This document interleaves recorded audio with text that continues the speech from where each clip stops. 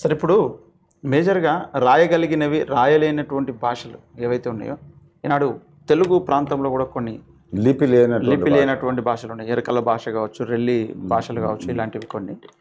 ఈ భాషలన్నిటికీ ఆరంభము మూలము ఎక్కడని చెప్పుకోవచ్చు?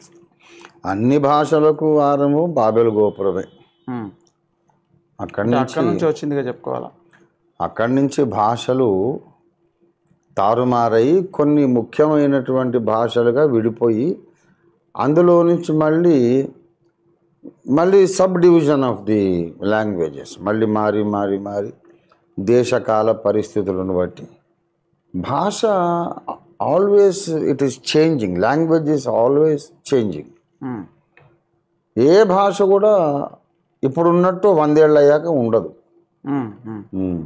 ఇప్పుడు శ్రీకృష్ణదేవరాయల కాలంలో తెలుగు వేరు, మన తెలుగు వేరు. విలియం కేరీ గారు ఇండియాకు వచ్చి మొట్టమొదటి తెలుగు భాషలోకి బైబిల్ తర్జుమా చేశారు. ఆయన చేతి వ్రాతని నేను నా కళ్ళతో చూసి చదివాను.